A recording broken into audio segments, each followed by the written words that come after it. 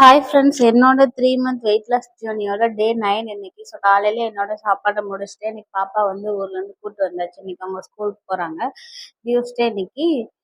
பாப்பாவுக்கு வந்து கொய்யாப்பழம், ரம்மூட்டான் பழமும் தான் ஸ்நாக்ஸாக கொடுத்து விட்டேன். கூட நொறுக்கு தீனிக்கு வந்து அச்சி முறுக்கும் நேந்திரம் பழ சிப்ஸும் தான் கொடுத்து விட்டேன். இன்னைக்கு காலையிலே அப்பாவை கால் பண்ணி வீட்டுக்கு வர சொல்லியிருந்தேன்.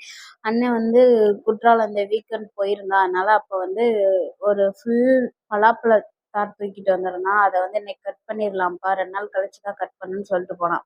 அதை கட் பண்ணிடலாம், நீங்க வாங்க வந்து பாதையை நீங்க எடுத்துட்டு போங்கன்னு காலையிலே கூப்பிட்டுருந்தேன். அப்பா வந்துட்டு மதியானமா வந்தாரு, வந்து எடுத்துட்டு பாதி பழத்தை எடுத்துட்டு வீட்டுக்கு போயிட்டாரு. எனக்கு வந்து சில ஃப்ரூட்ஸ் ரொம்ப பிடிக்கும். அதுல வந்து பலாப்பழம் வந்து ரொம்ப ரொம்ப ரொம்ப பிடிக்கும். நம்மளே வெயிட் லாஸ் ஜேர்னில இருக்கோம். இது வந்து ரொம்ப ஸ்வீட்டுன்றனால அதை சாப்பிடாம எடுத்து வச்சு அரை பழத்தை முன்னாடி வச்சுட்டு நீ சாப்பிடவே இல்லை. அதை நான் நம்பன்னு நினைப்பீங்க சில பேர். யாரெல்லாம் நினைப்பீங்கன்னு எனக்கு தெரியும்.